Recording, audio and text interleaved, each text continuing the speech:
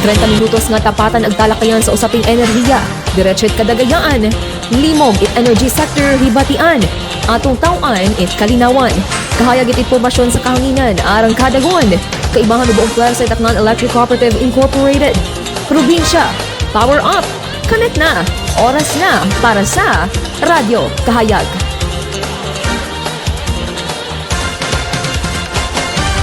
Oras it kahayag sa aton nga kahanginan, alas 7 tagahon. Ako si Shiny Zalumbo, your voice beyond the wires at your service. Ro imong kaibahan sa pagtaoy kahayag ag impormasyon sa enerhiya. Kaibahan ro buong pwersa Tacloban Electric Cooperative Incorporated.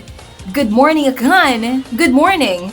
Western Visayas. Kami ro imong bag-ong Sunday kabarkada hasat alas 7:30 it agahon kada Domingo. Ag mapamantaw mo kami live sa aton nga official Akelco Facebook page. Ag pati sa aton nga mga partnered media station, kapin sa aton nga radio station partner ro aton nga Barangay RU 92.9 Super Radio Kalibo. Kaibahan na rong TV partner station naton ro aton nga PCTV4. Ag sa tanan naton nga mga listeners and viewers all across the Akelco coverage area, mayad-ayad nga agahon kinyo tanan. Gabi-gabi man sa aton nga mga MCOs sa parte it probinsya it Antique nga sakop it atong Akelco coverage area, Rupandan, Agro Libertad. Good morning kinyo ag sa aton nga mga MCOs sa Isla it Boracay, mayad-ayad nga agahon. Ag sa aton nga pagpadayon it aton nga mga Radyo Kahayag episode. Kusyang Domingo, aton nga haistoryahan rohanungod sa electricity process flow ag naging kaibahan naton si Engineer Mandy Lachica no para sa pag-orient katon o pag-tao it kalinawan katon kung ano ro ginatawag nga distribution line, kung ano ro ginatawag nga distribution system ag kung ham-an ra importante nga masayran nit atong MCOs. Ag sa makaron ro aton nga pagaistoryahan hayrong ginatawag naton nga Anti-Obstruction of Power Lines Act nga kilagara sa bilang Republic Act number 11361. Haman bagay importante naton nga masayran rondaya nga layi no ag ano ro ana nga importansya nga ginatao para sa atong MCOs ag ham-an man ra it importante para sa aton nga distribution utility o rong kay Akelco. Ag sa makaron para padayunon ag pagawigon no ro aton nga discussion hanungod sa RA 11361 o rong ginatawag naton nga Anti-Obstruction of Power Lines Act. Kaibahan naton ro aton nga Cooperative Organizing and Community Development Specialist, no other than Sir Ariel Ibardelaza. Sir, good morning no and happy Sunday Kimo. Good morning and happy Sunday, Ma'am Shine. Ag sa aton nga mga tagpagamati sa bilog nga probinsya Tacloban ag kutob sa maabutan it aton nga DYRU Super Radio Kalibo. Alright. So aton nga pagaistoryahan no dayang nga topic no. Sir, pwede mo ba kami matawan it brief background sa ginatawag naton nga Anti-Obstruction of Power Lines Act? Yes, Ma'am Shine. Rong Republic Act 11361 o mas kilaga bilang Anti-Obstruction of Power Lines Act. Bagay raya nga layi, no? Mm-hmm. Ko Agosto 8, 2019, nga ko nasasiin ginimplementar para masiguro nga rong pag-transmit or pag-deliver it kuryente sa aton nga transmission line ag sa aton nga mga distribution line hay uwa it sablag. Hindi mo ma-hamper, hindi mo ma-delay, ngani dire-diretso, proteksjonandong linya, bangod rong nagakaganabo nga brownout, ay mabahugid rong ginatuga karon nga na yang perwisyo sa aton nga mga pumuhuyo, nga kung sasiin, rong katuyuan kara is dire-diretso, hindi ma-interrupt, rong power sa transmission ag sa aton nga distribution lines. Ro katuyuan na bit gobyerno, Ma'am Shine, hay makaangkon kita ita supisyente, bastante, masaligan nga supply ita kuryente. So, rong mga sabgag nga ra sa aton nga linya, ro yun rong dahilan it pag ginatawag naton nga interruption o kon brownout nga kung nasa scene sambilog sa ginasaalang-alang kara is kung bastante supisyente rong kuryente rong negosyo sa sangkalugar hay kumbaga nang stable imaw abo or ma-attract nga mga negosyante. So rin yung katuyuan itaton nga gobyerno nga kinanglan hindi gid mo ma-interrupt bangod man sa record abi Ma'am Shine kagabanan nga brownout nga nagakaganabo or mabahong na porsyento it brownout nga nagakaganabo sa nasyon hay tugaron it vegetation o kon botambagon rong Pilipinas abi is makahoy nga lugar nasyon sambilog pa is sa ginatawag naton nga industrialisasyon nga kung sa sinis rong mga infrastruktura hay sigida siyang nga nagatindog sa aton nga palibot. So ginalikawan it gobyerno nga bisan mag-improbar do sang kalugar hay mabutang sa insakto nga hindi imo makatao it halit sa aton nga linya nga makatuga man it royon nga mga brownout ag mga power interruption na Ma'am Shine. Okay. Sir, hamba nato no, raya ro mga nagasabugag sa linya. Ano ro mga example karon sir kung iya man na sa aton nga probinsya?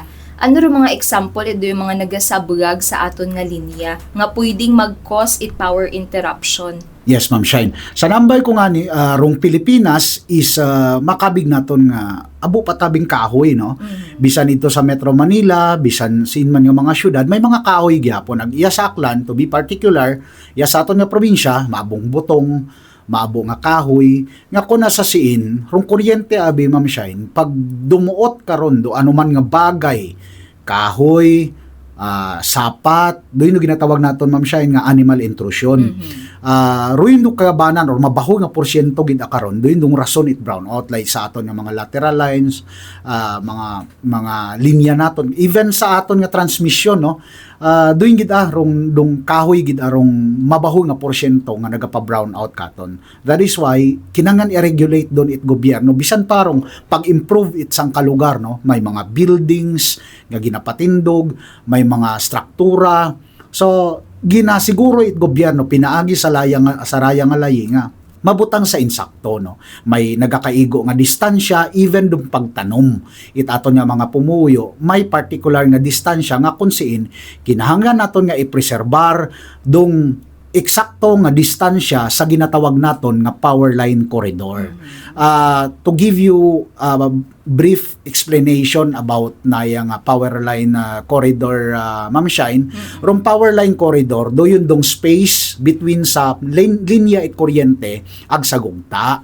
So yun dong power line corridor dapat bakante ron sa anuman nga obstruction or mga butang nga pwede makaduot sa linya nga makatuga it brown out.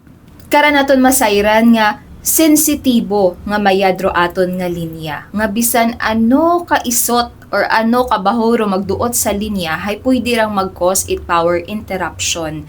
Kaya aton ra nga ginapagapnaag sa aton nga mga MCOs nga raya ka importante rolayi nga aton nga ginadiscuss no rondaya nga Republic Act 11361. Okay, sa masunod naton nga pangutana sir no hamanit ginataw-an ni Akelco it importance ro pagpagapnagit ng information hanungod sa rondaya nga layi. Una abi karon na Ma'am Shine nga priority gid naton pahamanit ginatawan gid naton it emphasis raya nga layi ang kinahanglan nga sundon it aton nga mga pumuguyo.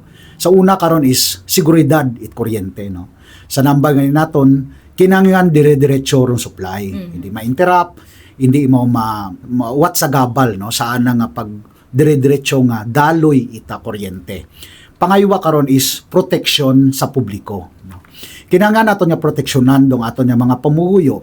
Bangod kun rong kahoy nagaduot sa aton nga linya it kuryente magatuga ron it posible nga disgrasya no. Aside sa brownout may disgrasya dahil kung basa rong kahoy butong no ag may mga pumuyo kita nga aksidente nga makawkaw or mabuitan ro yun nga kahoy or butong hay pwede sanda karon madisgrasya. Sambilog pa kun infrastruktura or mga buildings rong ginapatindog ang masyado imaw nga magapit sa linya sa pag-obra pagang Ma'am Shine itruyon nga building hay pwede agi madisgrasya rong mga tawo nga naga-construct dahil masyado imaw kagapit. Aga dugang pa nga kung masyado kagapit ag maistaran or may magposisyon yun yung mga pumuguyo hay pwede man sanda madisgrasya bangod pwede na nga makawkaw ro aton nga linya pwede pa nga masunog ro anda nga bagay or makatuga itahalit sa anda nga mga propiedad Ma'am Shine. Now, speaking of ginatawag naton nga insakto nga distansya, no? Hay kung gatanom it kahoy Ma'am Shine, kinahanglan nimo nga sukaton no or imo nga tanawon rong insakto nga distansya kung gatanom it kahoy sa idagom it linya it kuryente or power line corridor may distansya dapat imaw nga 3 metros. 3 meters kung nga gatanom it kahoy. Kung struktura building 2.3 to 3 meters dong distansya. Kinangan nga siguraduhon naton nga rong exact distance hay aton gid nga i-comply no dahil posible man don ngani nga maka-violate kita no it naya nga layi nga ra ag may mga penalties abira Ma'am Shine no ag last nga rason no kun naman it kinangan or ginatawan it priority it akelko rong implementasyon it ag importansya it Republic Act 11361 or Anti-Obstruction of Power Lines Act bangod kinangan man naton dong kooperasyon no it komunidad para maintindihan it aton nga mga pumuyo nga kinahanglan nga mag-comply sa raya nga ranga programa sa raya nga ranga layi bangod sa nahambal ko ngani may preso may penalidad kita nga pagapangatubangon kara once nga magtuga it disgrasya kahalitan o anuman nga butang nga makahalit sa aton nga pumuguyo or even sa supply it kuryente makasama dit aton nga mga struktura it aton nga mga power lines no bukod yang man it doyon na Ma'am Shine do ginadumili actually it layi nga ra actually sakop man kara rong pag-ubra it mga aktibidad nga maka posible nga makatao it halit no sa aton nga power line like makaraya nagausogon or unaon kita sa tig-agani Ma'am Shine maobserbahan naton sa daganon nga may una kita nga mga pumuguyo nga after nga gin-ani rong anda nga mga pananom hay kapindong pagay hay ginasugan nanda it ruuhot nga kung siin nagatraas karon dong ana nga kagayo pwede nga mag-init pwede nga magdagagan sa mga poste naton pwede nga maglusaw it aton nga mga wires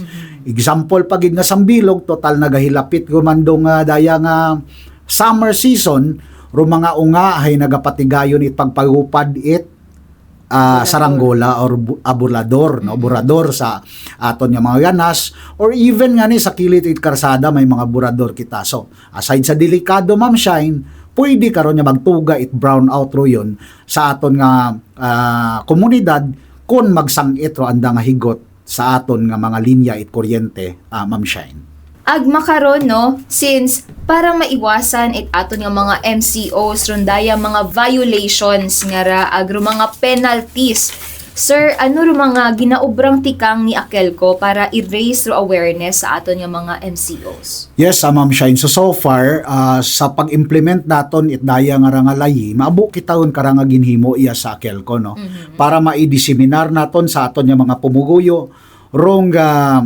nasambit nga layi rong Republic Act 11361 or Anti-Obstruction of Power Lines Act. May aton karon nga ginapanupod nga mga flyers kapin pa sa pagpatigayon naton it mga pulong-pulong sa barangay information education campaign naton sa school ag sa aton nga komunidad may mga ginapatigayon man kita karon nga mga community assembly may mga meetings kita with liga ng mga barangay. Actually, pilawon ka munisipyo aton nga naagtunan Ma'am Shine to introduce rong daya nga ra nga nasambit nga layi, ag sambilog abi sa importante karon nga ikamayad or pag makabig naton nga madinagag-on nga pag-implementar itaya nga layi, hayrong kooperasyon gid itaton nga local government unit ag aton nga mga barangay. So sambilog rong partisipasyon it barangay, it is because nga sa kada mag-implementar do aton ro Akelco abi mismo Ma'am Shine is may kampanya, no, sa rayang Anti-Obstruction of Power Lines Act. Nagapatigayon kita it regular nga pagpamuto it kahoy sa aton nga mga kabarangayan, no, kapin pa sa may masami nga nga transpire nga brownout or power interruption nga rong dahilan is madamugot arong mga kahoy, no, sa anda nga barangay. So, una karon nga ginagtunan naton is rong barangay. May mga igmangod kita nga siyempre hindi kita puto itan nga kahoy, which is kung naton nga tanawon, usually rong barangay man mismo rong nakakabaton it information nga rong anda nga kahoy rong suspect sa brownout nga nagakatabo na sa barangay. So, ro pag-identify partisipasyon agrong bulig mismo it barangay mabahoy nga bagay ron para sa madinagag-on naton nga pag-implementar ita raya nga layi, no, of course itaton nga LGU.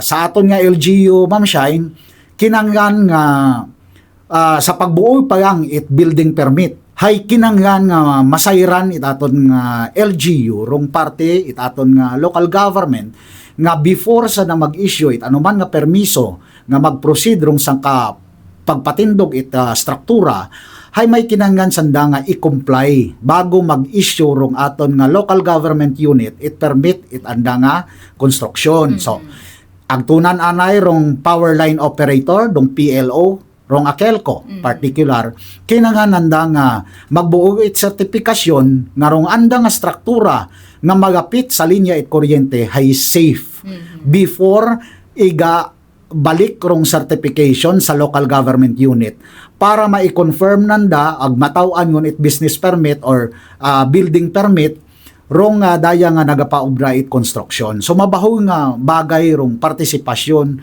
it aton nga LGU, it aton nga barangay. Sambilog pa Ma'am Shine, sa pag-implement naton kara sa nambay ko kaina may aton nga regular nga ginapatigayon nga clearing, no, line clearing, no, sa kada munisipyo, sa kada barangay as scheduled it aton nga engineering, no.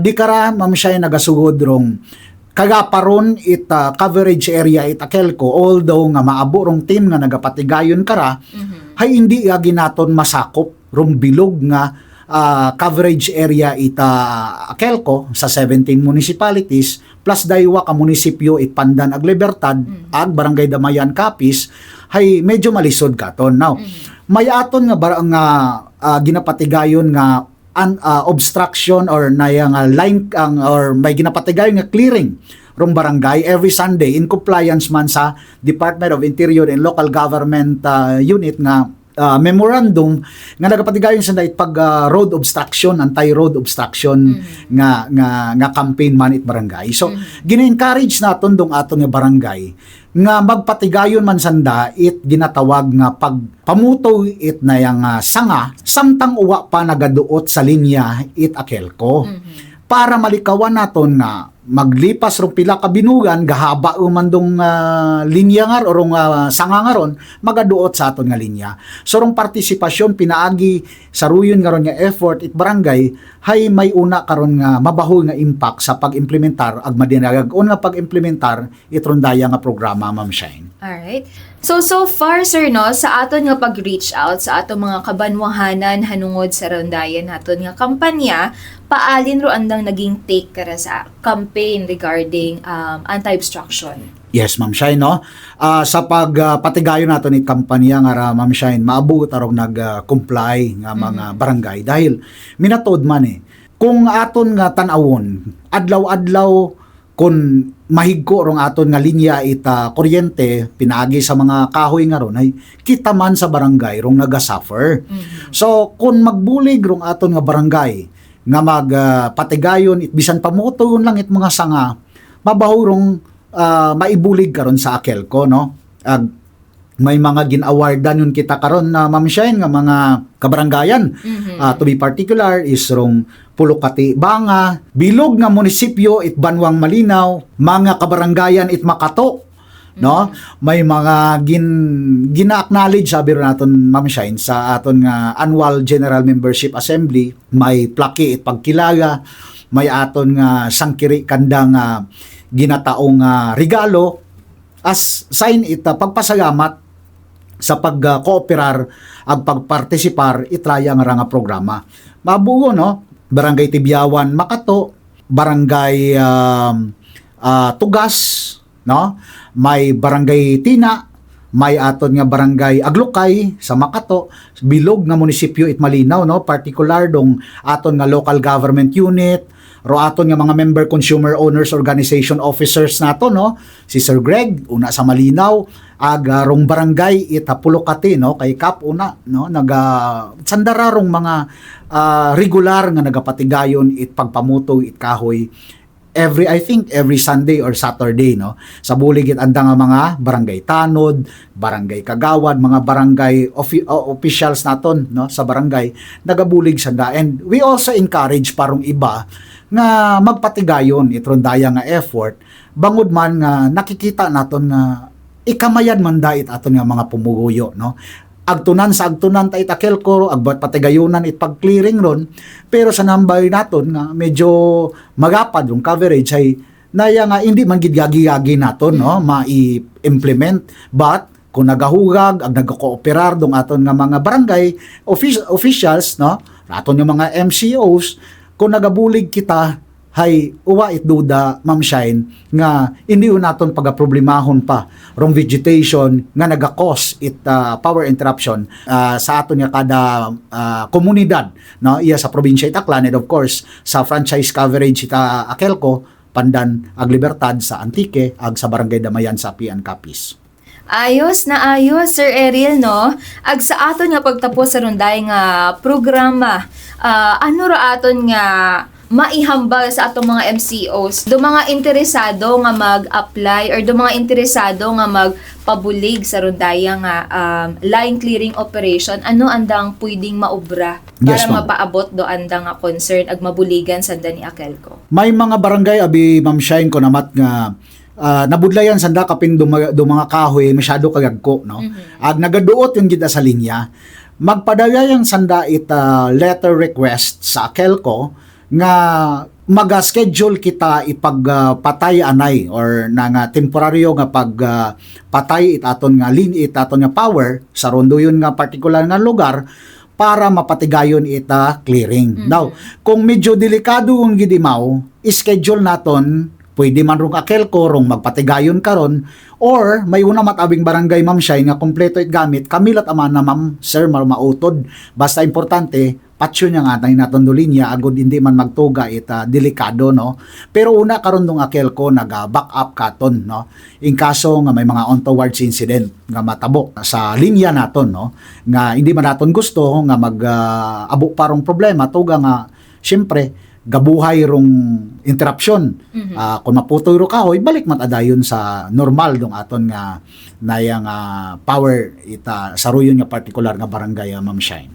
Alright, so abo-abo gid niya sa gamat, Sir Ariel, no? Sa runday nga pag breakdown katon ag pag-explicar katon rundaya nga nasambit nga layiro raya Anti-Obstruction of Power Lines Act ag kung haman importante ra bukod nga man kay Akelco ag gabi-gabi kid sa aton nga mga konsumidor sa buong Akelco coverage area. Ag naging manami ro atong discussion makaron, no? Ay salamat gid sir sa uman-uman. Ag sa aton nga pagtapos, probinsya, power up, connect na para sa Radyo Kahayag. Ako si Shine Zalumbo, your voice beyond the wires at your service. Good morning! Ag syempre, no, sa aton nga mga safety reminders, pati sa aton mga Akelco updates, abang-abangan kita sa aton nga official online page do aton nga Akelco Facebook page. And of course, sa tanan nga nag-intra aton nga Power Love Run Season 3 2026 sa aton nga mga 869 strong MCOs. thank you so much and happy Valentine's. So uman, good morning, kinyo tanan. Radyo Kahayag. Kelco FYI. For your information. Kahuan, hanap mo ba ay legit na discount offer sa iyong electric bill? Good year, good news. Sa pagpapatuloy ng ating programa sa kampanya sa Lifeline Rate Discount Subsidy, may non-cash discount tayong handog para sa ating MCOs. Mapa 4-piece na qualified non-4-piece marginalized end user na may konsumong 50 kWh pababa, pasok kang mag-apply. Tandaan, dapat pasok sa Lifeline Consumption Threshold ang inyong konsumo para ma-avail itong discount. Ihanda ang 1 photocopy ng valid ID, mag-fill out ng form sa ating Akelco area office, o abangan ng Akelco one-stop shop schedule sa inyong barangay. Dalhin ang mga requirement kasama ang Certificate of Indigency para sa non-4-piece applicants at for the go na ang iyong application. May tanong ka pa? Share, save, and dial our helpline numbers 144 and 0907-422-3629. O i-PM mo kami sa Facebook at official Akelco Facebook page. Kelco FYI. For your information. Kahuan, Fab-ibig month na naman. Organic connection ba ang hanap mo? Apply ka na! Narito ang official schedule ng ating pre-membership orientation seminar sa bawat area offices bilang isa sa ating requirement for new connection. Ito ay para sa lahat ng applicants for new connection. Mga nais magpa-transfer ng account at waiver of account applicants. I-check ang PMOS schedules for morning and afternoon sessions sa ating official Facebook page para guided ka. Start your year bright and connected with Akelco. For inquiries, share, save, and dial our helpline numbers 144 and 0907-422-3629. Ngayong buwan ng Pebrero, connect with the heart. 30 minutos nga tapatan ag talakayan sa usaping enerhiya. Diretso't kadagayaan. Limog it energy sector hibatian. Atong tawaan it kalinawan. Kahayag it impormasyon sa kahanginan arang kadagon. Kaibangan ng buong klase Tacnan Electric Cooperative Incorporated. Probinsya, power up. Connect na. Oras na para sa Radyo Kahayag. Ang inyong Sunday kabarkada tuwing linggo 7 to 7:30 ng umaga.